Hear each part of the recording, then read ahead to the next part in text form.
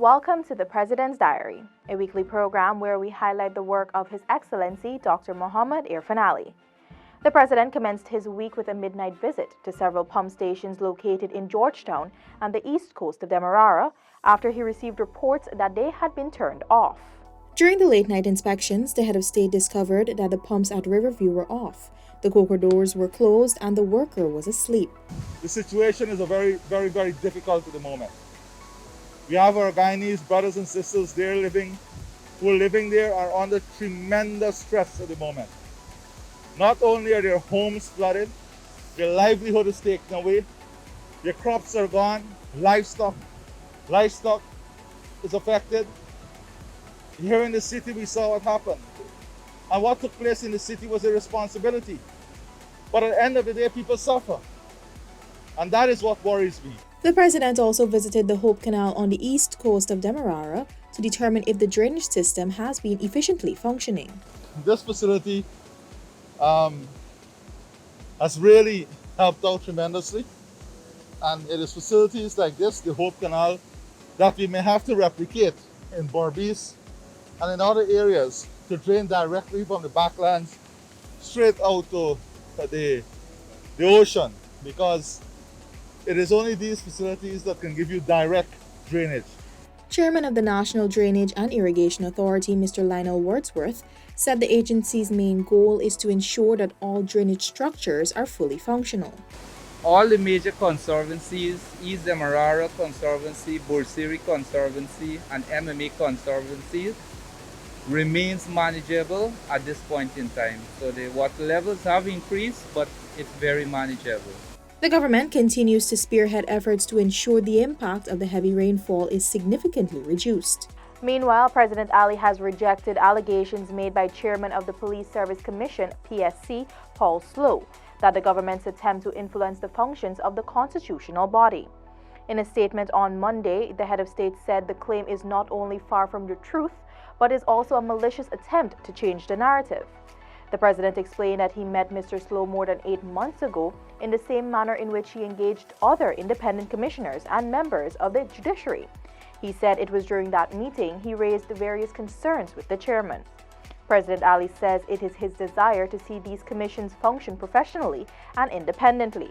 He further challenged Mr. Slow to produce evidence to back his allegations. On Friday, His Excellency endorsed the Leaders' Pledge for Nature, which affirms Guyana's recognition of meaningful action to tackle biodiversity loss, ecosystem degradation, and climate change. Dozens of countries have made similar endorsements. The majority of them did so at the United Nations Summit on Biodiversity last September. Guyana joins Barbados, Antigua and Barbuda, St. Lucia and St. Vincent and the Grenadines as the CARICOM nations supporting the commitment. Members of the European Union, the United Kingdom, Canada, and Mexico are also among the nations that have also committed to the pledge. Also on Friday, President Ali promised to support Sherlock Jr. Langevine's dreams of attending Stanford University by offsetting additional expenses of the scholarship awardee. Guyana's fourth best performer at the 2019-2020 Caribbean Advanced Proficiency Examination (CAPE was accepted into the university on a US $324,000 scholarship, but there's a financial gap that needs to be filled before he can commence his studies. The scholarship for the 19-year-old St. Stanislaus College alumnus covers 95% of the cost of his attendance at the university. During the meeting, the head of state congratulated the teenager on his accomplishments and promised to support his academic goals.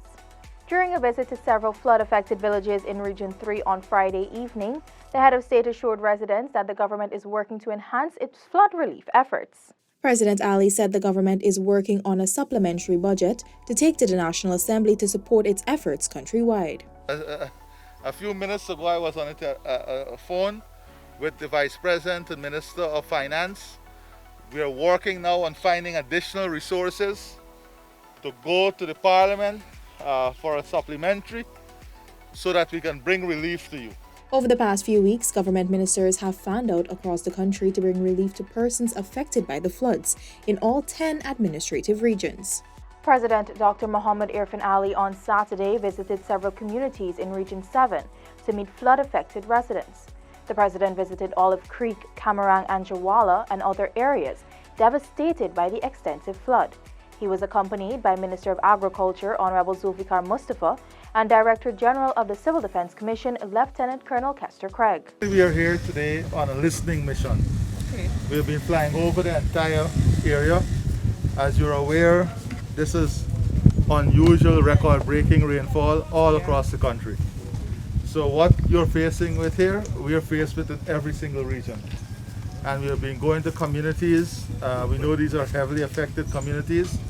So I wanted just to stop and to say to you that the government is committed to helping now and also in helping to restore normalcy, especially for the farmers. Noting that the region has been severely affected, the president said the government will redouble its efforts to provide support to residents. The president also attended the launch of SAPIM's offshore construction facility at Water Street, Georgetown. In his address, he said the government must make investments to protect its people from the effects of climate change. Just returned from Olive Creek, Kurupung Bottom, Jawala, Camarang.